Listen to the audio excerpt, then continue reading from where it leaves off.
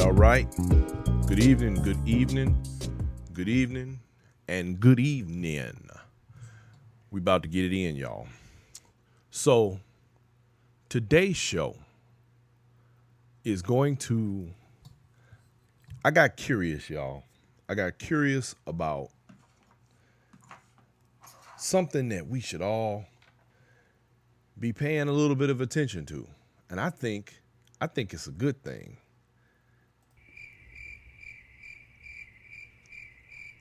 Y'all hear that? Them crickets. Why are we hearing crickets right now? We're hearing crickets because it's quiet. Good evening, Val. I see you. Alejandro in the building. Uh so lately I've been paying a little attention.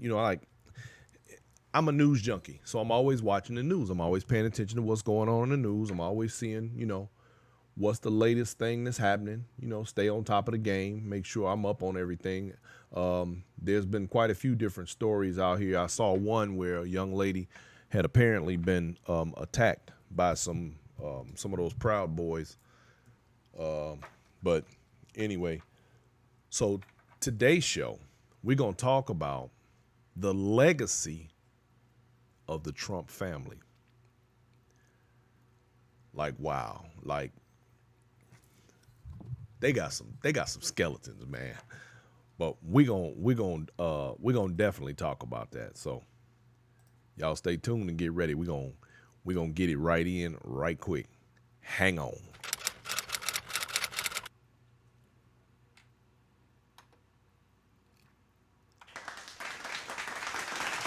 All right. So I was doing some digging and I started looking into this thing, right? Trying to figure out like what's the story, what's the big deal? Because it's a huge deal that your man, he's mad because he lost this election.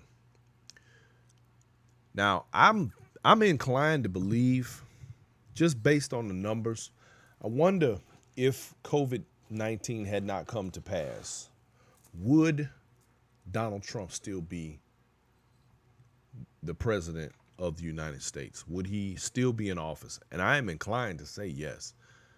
As bad as I hate to say that, that's probably gonna be what's true. Now, I'm gonna start this show off before I get into the details of this family. I want to start out by saying,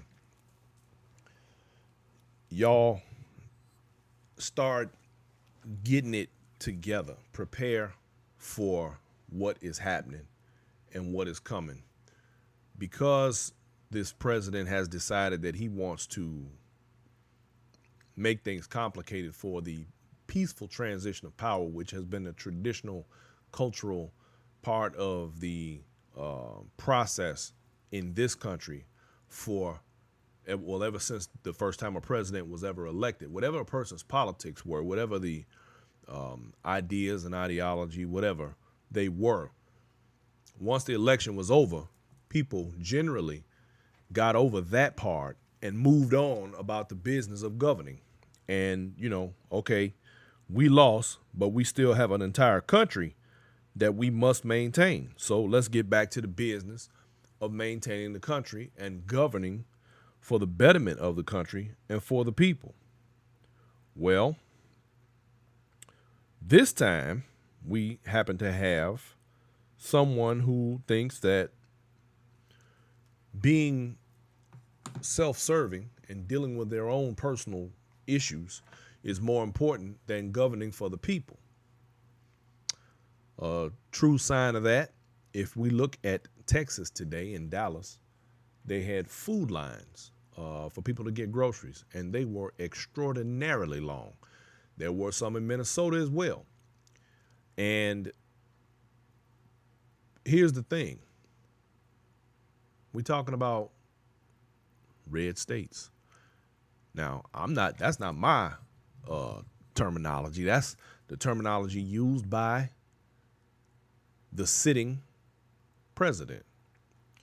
He's the one who made everything about red states and blue states and who states and shoe states, sounding like a Dr. Seuss book. But here's the deal. All these people are still Americans. We all have our ideological differences, no matter what. We all have our social differences, no matter what. Cultural differences, they're going to happen. This is what life is. But it doesn't mean that we have to be so venomous that we help to destroy everything and everyone else around us. The scorched earth mentality, the one that is possessed by the individual who still has the power to continue doing more damage. And in fact, has decided that they're in a big old rush to pull a whole bunch of soldiers out of Afghanistan right now, which is going to turn into another disaster. I'm speechless when it comes to some of this stuff. I just really don't. I bet you if they put Barron on the radar to be fighting in a war, they'd be a lot quicker about the decision-making process. Now, I'm glad they're bringing people home, but the problem is they're going to be putting more people in harm's way. That's what it boils down to. We got to remember this was a Republican war. This is how this war started, with a Republican. And every time they get in office, they manage to botch up some more stuff. Anyway, we have a man who is the epitome of a cliche, a saying. And that saying is, the fruit never falls very far from the tree. I'm sure you've heard that before. Well, it's true. And you are absolutely a product of your environment. Lola J says, well, you can tell by the way Trump walks his walk, he's a winning man. No time for talk. We can vote him out all we want. All Trump hears is do when we tell him don't. When we tell him don't. Yeah. She got a whole song up here. Staying alive. I like that. Here's the thing, y'all. The apples never fall far from the tree. So I was looking at some information today. I started to dig some stuff up because I was really curious about the life of the Trump family, because I've heard rumors in the past about, well, it wasn't a rumor. It was his own words. In fact, I was one of those people who purchased The Art of the Deal back in the 80s when it first came out, because let's admit it, Donald Trump was a folk legend, sort of, if you will. He was a person who everybody looked up to and people admired, and they preferred, like all the rap guys wanted him in the videos, and I even know a couple of pimps he hung around. But the thing is this. When he decided to get into politics, or should I say when he decided to begin voicing his opinion, and that was one thing. It was another thing when he became politically more powerful. The beginning, publicly, when he asked for the death penalty for 5 innocent individuals who actually went to jail and did time. But we all know that the injustice system has its way of doing things. And these people were found to be innocent and acquitted, and he still took out a whole page ad asking for the death penalty for some innocent people, which at that time he should have stayed in his lane, minded his business, which he has a problem with right now today. So that brings me to this. I got to digging further and further back, and I went back because I had heard this before and I wanted to see for myself. Apparently, Donald Trump's grandfather, and they have a well-documented history, by the way, unlike black folks who were, while they were making these moves in chains, these guys were moving and shaking. Now, I've begun to clearly, I already had my suspicions and ideas about why Donald Trump didn't want anybody to see his taxes. I mean, of course, I believe he cheated and well. But I really had no idea how badly. I'm about to tell you. And Lola J says, yes, he used to be a Democrat. Yes, he did. And in fact, supported the Clintons financially and otherwise. Well, here's the deal, y'all. There's a man named Friedrich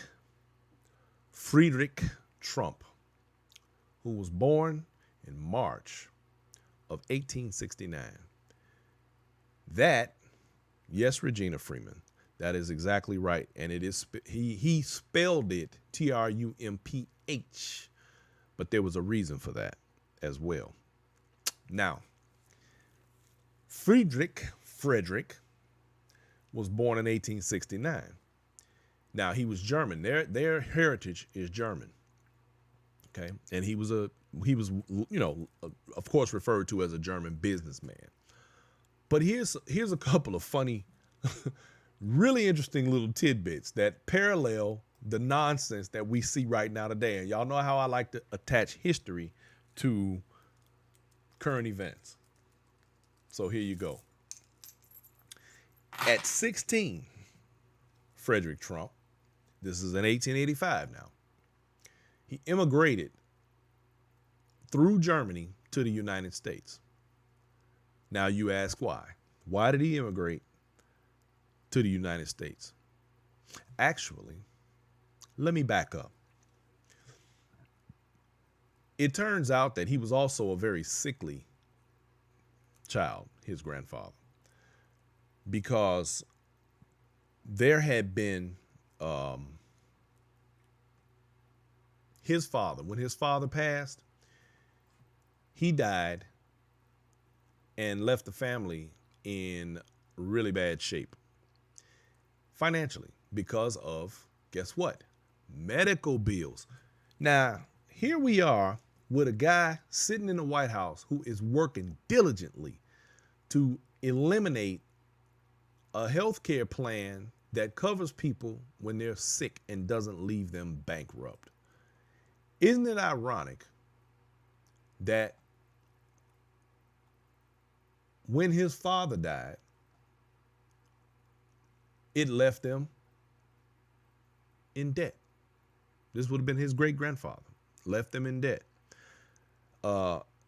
Frederick, they said he was too sickly because they were grape pickers. They picked, there's another irony. They picked grapes. They picked fruit. Like who? Some of the immigrant Mexicans that we have right here in this country. They picked fruit. and all of them had to do it, from the oldest to the youngest. Amazing, isn't it? Now, they couldn't afford their bills and this type of thing. So because Frederick couldn't pick fruit, they shipped him off to another part of Germany where he apprenticed as a barber. So he began his career barbering. It took him 2.5 years, and he finally got his hooked up where he could do his own thing, right? Well, let me see. Oh, and by the way, the Frederick Trump father's name was Christian. Wait a minute, I might have that wrong. Well, anyway, Frederick couldn't do the labor, so he became a barber. Now, this was at age 14. So by 16, he was, isn't that interesting? The apprentice, right? So by 16, he knew how to barber and was ready to do the thing. But there's a name for it.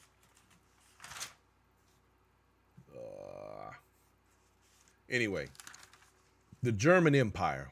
It was some type of German Empire thing. They called it the Imperial German Army or something like that.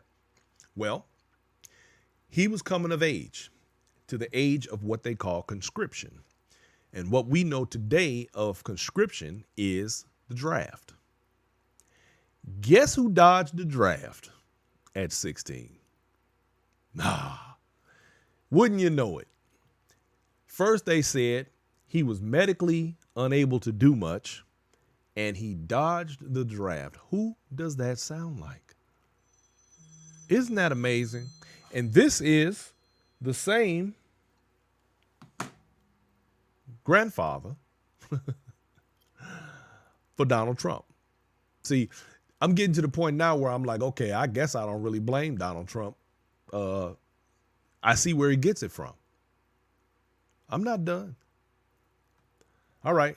So now conscription was mandatory. You had to serve in the military in Germany at that time.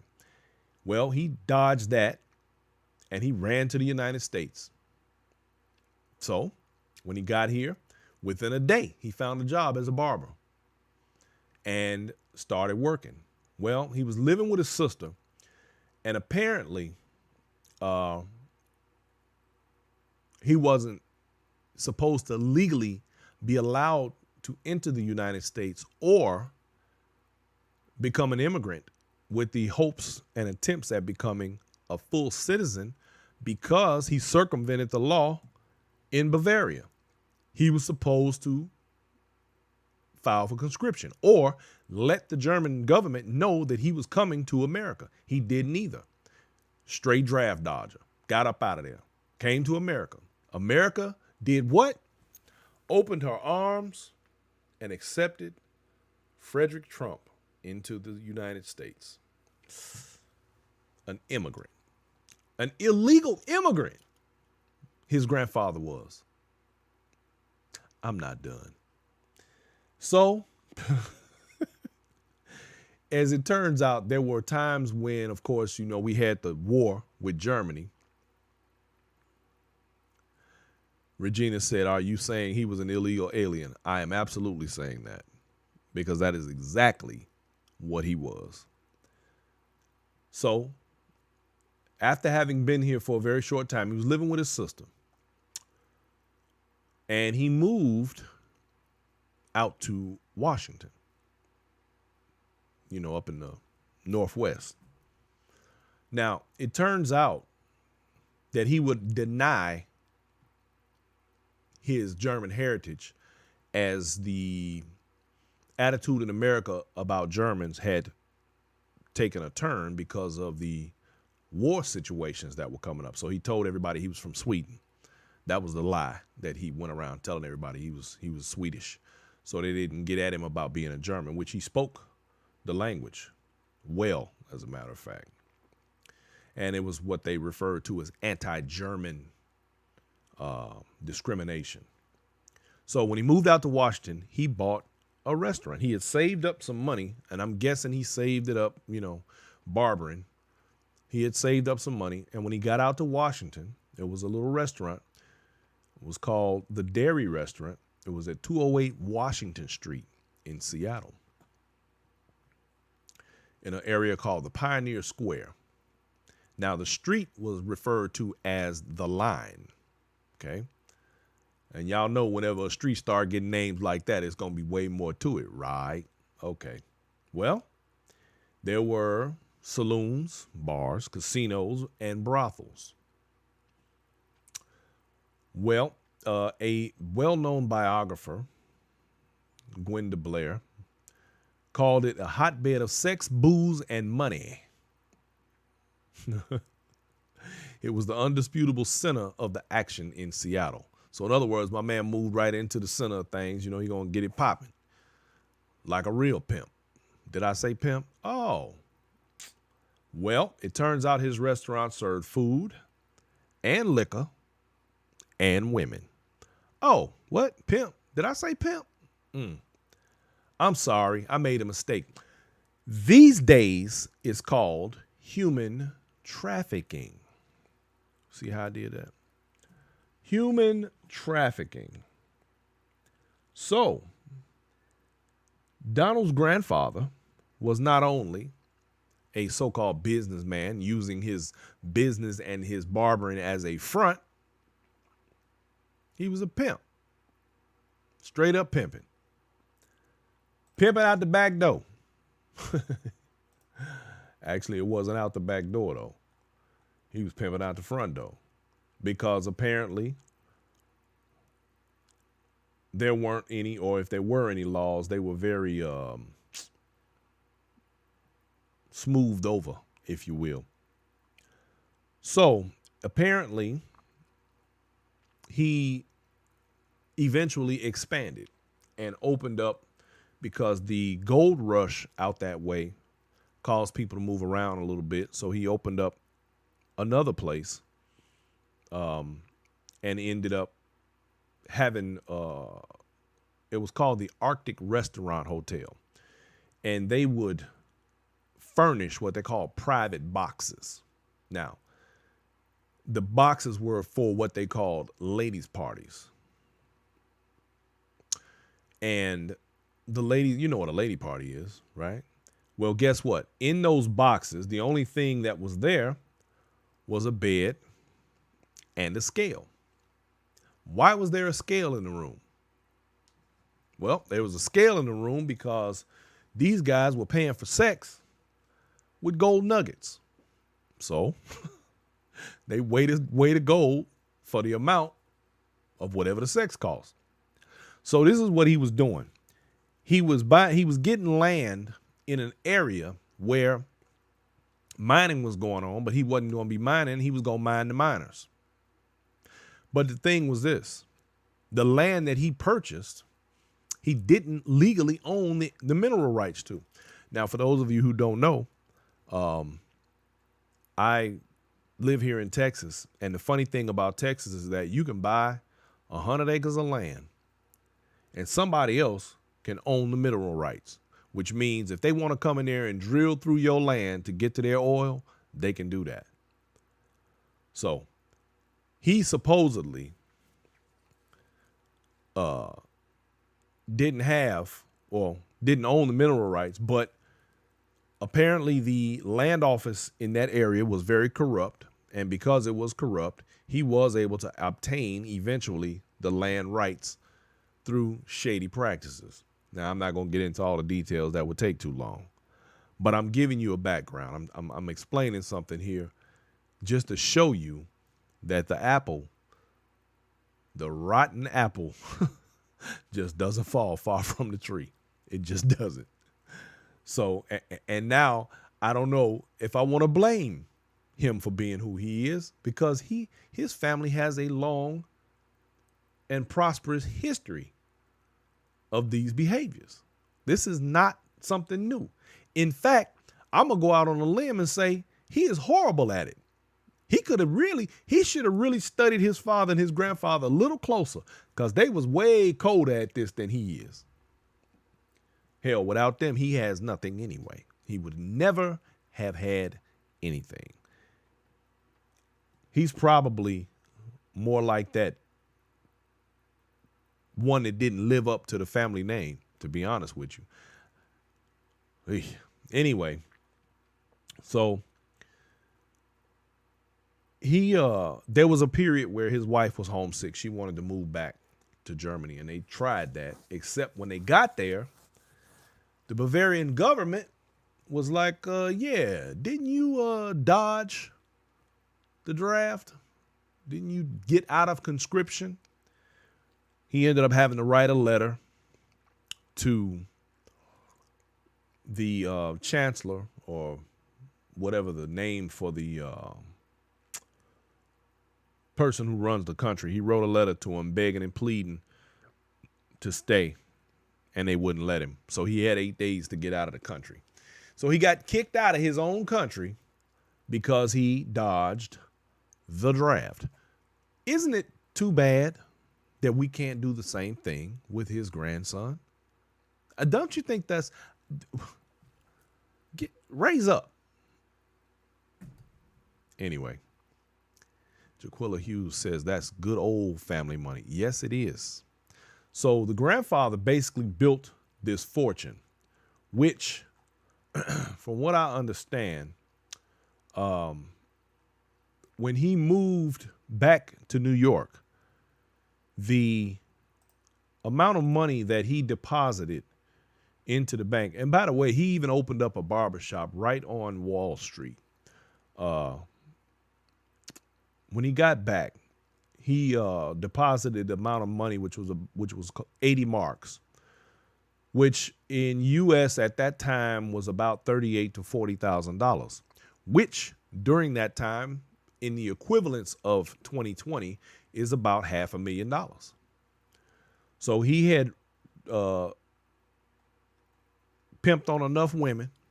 He had done enough human trafficking and underhanded business deals with property out there to have amassed a small fortune, which would have kept him straight. But he ended up moving back to New York. And in moving back to New York, he then, like I said, opened up a barbershop and did real estate investing. He bought a place where he was renting rooms, and basically he was able to amass his fortune from basically rental property. The exact same thing his grandson does today, which when you go through these stories and you begin to dissect and pick apart what happened, you start to understand that Donald Trump all he's doing is operating off of a model that was set up for him many, many decades, century ago. And the manipulation that has taken place in that time of how he gains and maintains his money. If you stood the three of them up side by side, it would be undeniable that they are related. And I applaud that. I'm not even gonna lie. If you can keep that kind of a heritage with multiple generations to the point where you're able to maintain over $1 billion fortune, look, if it was not for the fact that the man was involved in politics and was destroying this country with his narcissistic BS, I would be like, there's the one that got away. He got away with it. He pulled it off. I mean, technically he pulled it off anyway. Let's keep it 100. He's still getting away with it because nobody has called him on the carpet for any of these things. Now, that takes us, let me not forget this part. When his grandfather died, it's not funny, I'm smiling, but it's so ironic. Here's the irony. His grandfather died, guess what from? At the age of 48. Swine flu. Does anyone remember what the parallel between swine flu and today is? Well, it's the same thing. Guess what, bitch? Coronavirus! Coronavirus! He died. I'm sorry. He died from the swine flu at the age of 48. Come on now. How ironic is that? Well, he left a fortune to his family. At that time, his wife named her business, it was a Trump something, where they were dealing with the real estate that he left behind and the money that he left. He left them pretty straight. Well, in comes Fred Trump, Donald Trump's daddy. So he then expounded on what his father had left. But here's the problem. He was just as shady as his daddy. Apple don't fall far from the tree. Well, he, like his son, who had not been realized yet, he had gotten money from his mother. His mother, in fact, financed his very first property that he built, because he built houses especially after World War II. Now, we did a show earlier this year where we talked about redlining and how the FHA, government-sponsored redlining, helped to create the ghettos that we see in America today. Well, here I come to find out that Fred Trump was a part of that. Imagine that. The same Fred Trump who was a known Klan member, a hood-wearing, card-carrying Klan member. Ain't that something? How do we know this? Because there are police records. I'm going to stop right here and I'm going to say what I always say about these shows when I put them together. Do not believe me. Look it up. The information is out there. It's out here. All you got to do is look it up. We walk around with computers in our pockets every single day and very few people use them. Anyway, so he got his first loan. How does that sound? That's familiar. Familiar sound just like Donald Trump. Well, I borrowed $1 million from my father. I had a small loan of $1 million from my father. A small loan of $1 million. Really? All right, buddy. Well, he got a small loan of about, I think it was $3,000 to $6,000 or something like that from his mother at a very young age. In fact, he had not reached the age of maturity yet, and he built his first home. And then he began building homes on tracts of land. Their little company was incorporated in 1927. It was called E. Trump and Son. So Fred was the son, and it was later deemed the Fred Trump Organization. So he was building these single family homes in Queens, right? And barracks for the military, for the Navy, and apartments. Well, eventually it turned out to be more than 27,000 apartments. But now, in comes the shiesty, the shade, the crookedness, the BS, the Trumpisms. So it turns out that the United States government, the U.S. Senate, a Senate committee, over profiteering in 1954, they brought his ass in front of the Senate to ask questions. And here's what he was doing. Because at that time, he was running the company, basically, running the whole thing. So what he was doing was he would take, wait a minute, let me get this information. Let me make sure I got it right here. What'd I do with it? Because I want to make sure I tell it to you the right way. I don't want it to be the wrong way. He would take the money. Well, the FHA, of course, I don't know. A lot of people don't know how FHA works, but they are the ones who provide the backing to a lot of the, or should I say what do they call it? When they give you a loan, they underwrite a lot of these loans, right? Thank you, WB Reese. I appreciate that. All right. So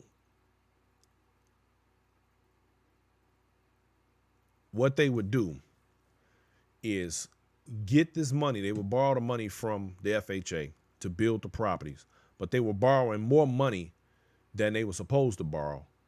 But then, let me see.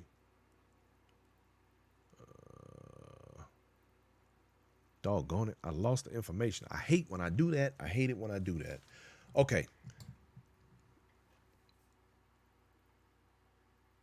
They would get the money, buy the property, then turn around and lease the property to their corporation for triple what they paid for it, so that FHA had to pay it. I think that's it. I gotta go back and find the information. I hate when I lose stuff. I got so much notes here. Sometimes I get sidetracked. But anyway, this is the reason why the Senate had them there, because they were it's a thing called profiteering, and they were basically getting money out of the United States government. In other words, the government was paying them to get paid. Kind of like how we sit here and we're trying to figure out how Donald Trump only paid $750 in taxes. Well, it's basically sort of the same thing. Overvalue the property for appraisal, undervalue it for taxes. That's just one other tactic. And they had a bunch of them. That's just one. Let's see. There are so many ironies about the way they operated that I am still, I literally am going to have to go back and dig some more to find all of the things that, because I've just found this little stuff out in a very short time. And I think what amazes me is that I guess when you look at Donald Trump's moral compass and you realize that this is the way this family operates and has operated for decades, a century. I mean, what do we expect? But who knew all of this, or who put all of this out there prior to him being elected? And did people really care? Did Donald's father's affiliation with the Ku Klux Klan, does that play on why he does some of the things he does now? Is he still affiliated with the Klan? He surely doesn't denounce them. He surely doesn't denounce any of the white supremacist organizations that are out here that have been causing problems. He will label anybody else except them, because there are good people on both sides. Remember that. So you have to ask yourself, with these shady business practices, the fact that his father not only had been called on the carpet about profiteering in the 50s, we can go all the way to the 70s when he was sued for housing discrimination. I mean, I swear, I really have to ask some days, is this country really that far gone? Are we really in such bad shape? I don't care what your politics are. I don't care if you Republican, Democrat, Independent, Tea Party. I don't give a damn. How did we let an individual with this sort of history and these ideas take over the most powerful country in the world? I really don't think we understand just how close we are to this really being a problem. We just don't know. Anyway, so now I know why Donald Trump wants no one to see his taxes, because I guarantee you he will not avoid jail when that stuff comes out. There's going to be stuff on there that's going to be mind-blowing, because he's so arrogant and narcissistic that he believes he can get away with everything. And so far he has. I don't even knock him for that part. I guess if you can get away with it, but at what cost? And then the other part becomes, even if he doesn't go to jail, who around him is. Because somebody going to jail. Oh, you can bet that. You can bet that. Somebody getting locked up. We just going to wait and see who it is. I'm waiting to see he over there trying to pardon himself already. Why you need to pardon? Why you need a pardon if you didn't do nothing wrong? Yeah. Old draft dodger.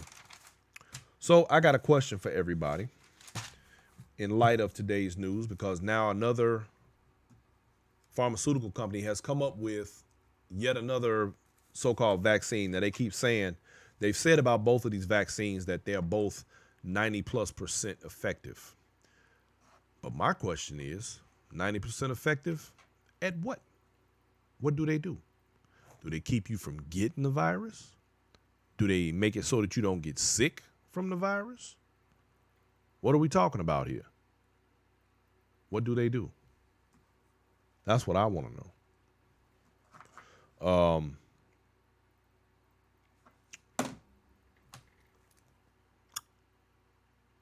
When the virus, or I'm sorry, when the vaccine hits the market, how many of you, and you can show me by thumbs up, how many of you are going to take the vaccine? How many of you are going to be prepared to go get that shot, go get that injection, especially because it's so new? You're going to run out there and get it? You're going to get your kids to it? What are we talking about? Regina Freeman said, hell no. And does it work on a new strain? Hey, your guess is as good as mine. I just wonder, though. I mean, you know, who can at the way things are right now, who can believe anything we're being told? The trust of the people is gone. Well, people with common sense anyway, because we do have some folks that believe everything that they hear from their fearless leader, from their cult leader. I wonder what flavor Kool-Aid they having over there today, because they stay drinking it. In fact, yesterday I was going down the street and I saw a big old parking lot full of Trumpanzees. They were all over there with their flags flying and their big 4-wheel drive trucks and doing what they do, whatever that is. The loser brigade. Isn't it interesting, though, how the same people who are riding around with these flags on their trucks and doing all this stuff, these are the same people that support the Confederacy, and they be having Confederate flags and everything else too. Isn't that amazing? In case they didn't know, the South lost. And these guys are going to lose again. Why? Because they're losers. Anyway, I ain't gonna keep y'all tonight. I appreciate everybody tuning in. I just wanted to throw those little bitty, those little facts out there. Those little interesting little tidbits. I'm sure there's more. Like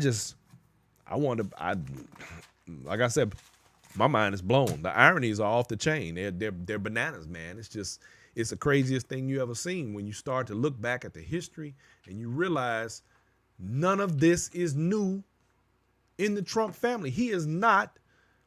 It's almost like if I had any, you know how you have like a certain level of respect for the villain in a movie?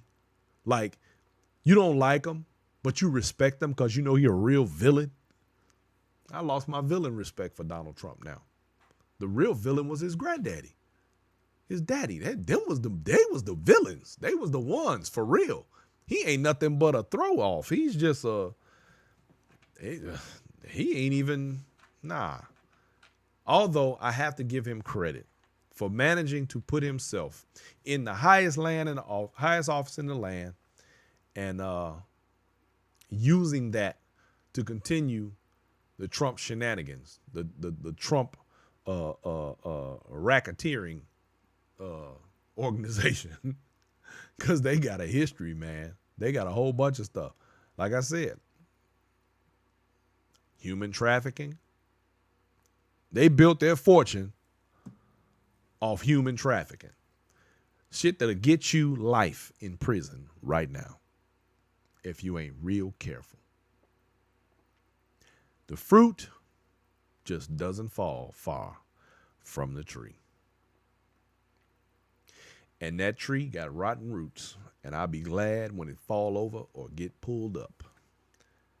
Because I'm tired of the shenanigans. But we all know he ain't going nowhere. We all know that he been super duper quiet the last couple of days. And that's why I say it's lately, the news is not all about him. And it's been pretty doggone quiet. Unusually quiet when it comes to what his BS is about. And no longer being taken quite as seriously. Which I don't have a problem with. But I'm going to have to admit, I'm going to have to change the format of my whole show. Saturday Night Live is going to have to come up with new intros for their show. The comedians are going to have to find new jokes to tell. I mean, shit, Donald Trump jokes tell themselves. You don't have to do no work. What are we going to do, y'all? What will the media do now that the poster child for ignorance will no longer be in the forefront unless he does something so outlandish, which we know he will? We won't be talking about him anymore. In fact, we'll get back to foreign policy, the real foreign policy. We'll get back to all of the different things that we need to be paying attention to about the way this government is run. I appreciate the fact that when Joe Biden and Kamala Harris come on television now to brief the world on what's going on, I get to hear complete sentences. I don't feel like my brain cells are dying as I'm listening. I am that alone. Just you make a complete sentence, that's what's up. And I'm happy that this is what we are now being re-exposed to. Because I'm tired, y'all. Kay Presley says it's going to be Donald Trump prison jokes.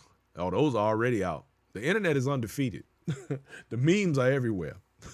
But the only reason I'm not joking about it is because I'm too scared that it ain't going to happen. I need him to get called out for his indiscretions, if you will.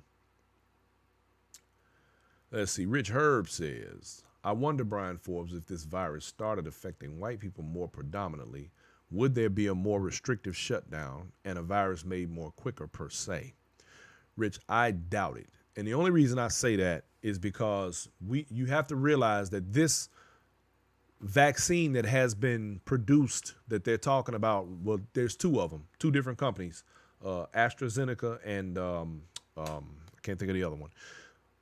No virus vaccine has ever been produced as quickly and gone through the process as quickly ever.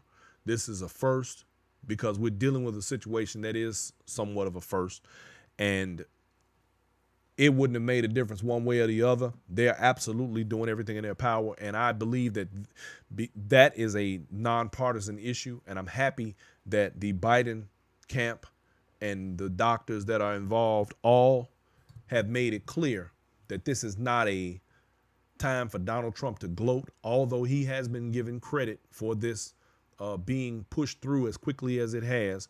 And if there is a good thing that Donald Trump has done in his presidency, although it was very risky, that's going to probably be it. That will probably be the one thing. And like I said at the top of the show, I believe that if Donald Trump had actually dealt with this virus head on from the very beginning, we probably would not be seeing a changing of presidents right now. That's my opinion about that. Yes, Rich, Pfizer, thank you, and Moderna, that's it. Okay.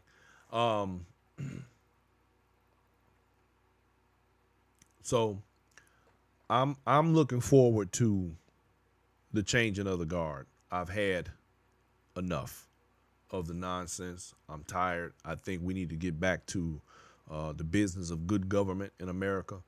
We've strayed quite far away from the path where that's concerned. I miss the days of politicians who had some level of integrity, even if they were still crooks. What we're witnessing now is thievery on another level. This is unbelievable. And then we got a guy who keeps walking around. I saw a meme today that said, I'm going to, since I keep losing the lottery, I'm going to just keep on writing them a letter until I win.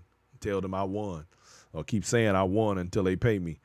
Yeah, okay, good luck with that. In fact, today, I believe one or two more of those cases that were filed in regard to the so-called fraud have been kicked out of court.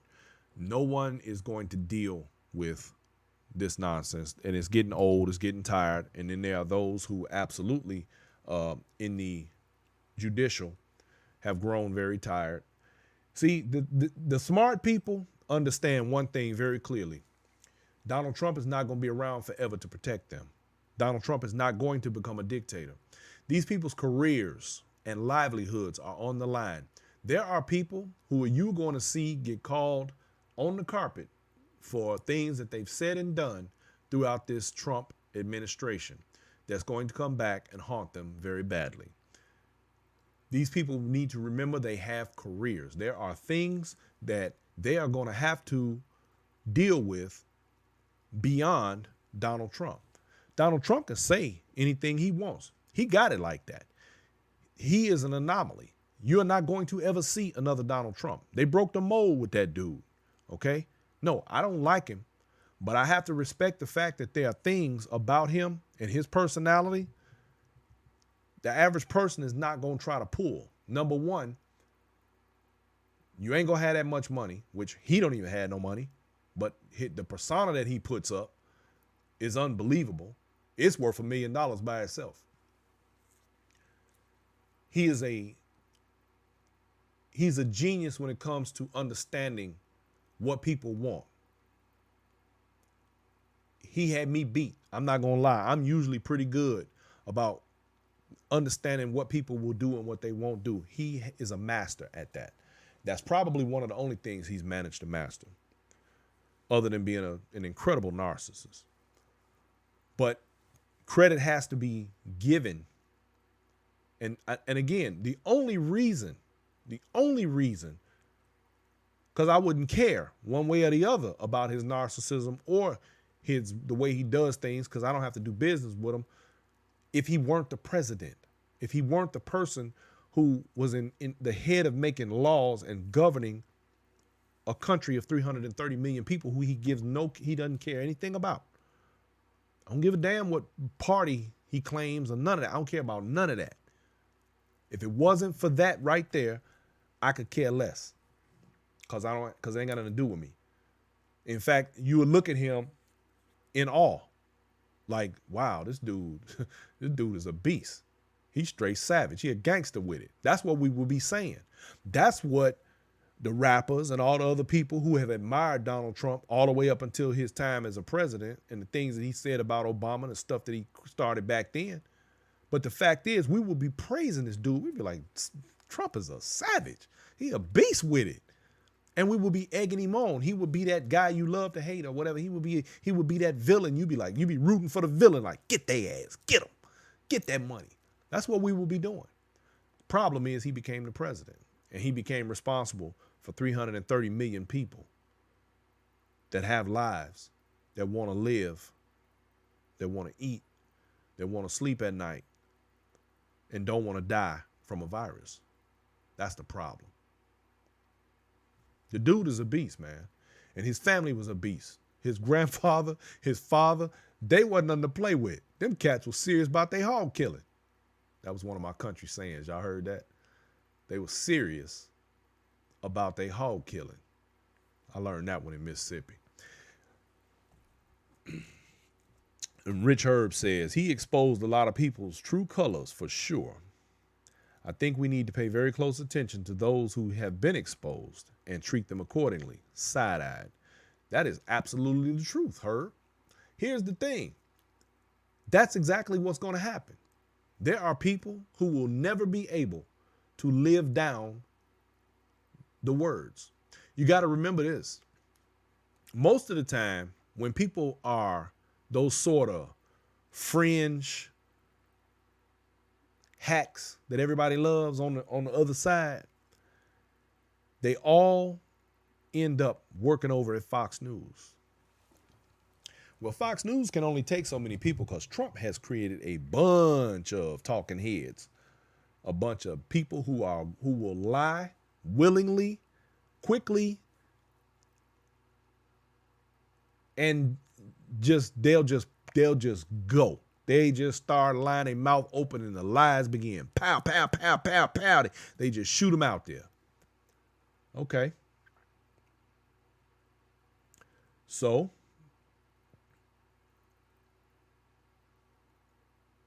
these people are going to have to try and figure out what to do when they go shooting their mouth off, saying things that they know ain't true. Fox News only got so much room. And in fact, Fox News is under the gun by Donald Trump right now. White folks is starting to give Fox News the blues because he feels that Fox News turned on him. Because even in their state of misconception and the lies they create, they, in fact, have begun to shed light on the truth. They have to. It's like you can't make up certain stuff. You just can't do it. And they not doing it. They're actually saying, yeah, he said that. That's not true. He don't like that. He doesn't like to be told that he's lying. Even if he's lying, doesn't matter. So, because of that, Fox News is now starting to catch hell. And these people are going over to One America News, which is another one of those right-wing news stations where they do as they please. I wish that the media would go back to where it was necessary for you to tell the truth and report a story the way that it was supposed to be reported. But then I keep forgetting that Fox News is not even considered a news station. It's considered an entertainment station. But most of the people who watch that news don't understand the difference between the two, which is why they love it so much. Because they want someone to spew that hate that they want to hear. This is the very reason why they love Donald Trump so much. He says everything that they're thinking. He says everything that they want to hear. He says the things that make other people go, yes, that's what I'm talking about. I can't stand him. He lets it fly. They have become emboldened. They think they can say and do anything they want. Many of them actually believe that we are still in the 1950s, which I think is a good thing because that lulls them into this false sense of security that they can do and say as they please until it's too late. Yeah, y'all keep that up. I watched a video, a very unfortunate video, although I do not have the complete backstory. I did see where there was two black women who were riding a scooter who were approached by a group of white males and in fact were, I guess, trying to get away. And one of the males knocked out that black woman, knocked her out cold. You got to attack women to make your point? There's plenty of me out here, plenty of guys just like me. I don't see y'all running up. Go on over to the south side of Chicago with that. Tell me how that worked out for you. See, it's only going to go so far, despite anything that they believe. But it is really unfortunate that it is necessary to attack a woman to make your point. I get so tired of the stories that I hear from black women saying that some white male cracked out a turn at them. It always amazes me how I hear these stories and I'm thinking, Why does that never happen? Why don't I hear any black men coming and saying, man, I was out today, man, and this white guy, you know, with his big flags on his truck said this to me or did this to me? We wouldn't even be having that conversation because it wouldn't have ended to where he would be able to have that conversation with me about today. It would probably be like a week from now. Man, let me tell you what happened last week. I just got out. See what I'm saying? Or whatever the case may be. My point is, this ain't 18 nothing. This ain't 19 nothing. Do not get it twisted. All right. Enough of that, ladies and gentlemen. I want to take the time and thank everyone for coming and hanging out with me on The Black Factor. Don't forget to get your copy of The Black Factor. See that? Oh, get your copy. Get your copy. You can get it at bmforbes.com. That is my website. In the shop section, don't forget to subscribe. Don't forget to hit your notification button. Don't forget to hit the like button. Don't forget to share. You can also join me at Twitch, YouTube, and Periscope. And now Discord. And, of course, Facebook. I ain't going to leave them out because I got listeners from other places. And so, just so you know, Twitch, Facebook, YouTube, Periscope, Discord. And my website, bmforbes.com. You can check me out anytime you like. And we got lots of good stuff going on. Plus, I encourage y'all to check out some of the older shows. You can go to my YouTube and check out some of the older shows, and you will be fascinated with some of the facts and the things that have been said in previous times that tie into everything that's going on right now. Because I love the history part. That's the fun part for me. Rich Herb, I appreciate you. Thank you very much. I try as hard as I can to bring the quality, the best I can. I'm a one-man show over here, y'all. I'm a one-man band. I have to produce this show, write this show, and sometimes y'all notice I don't write this show.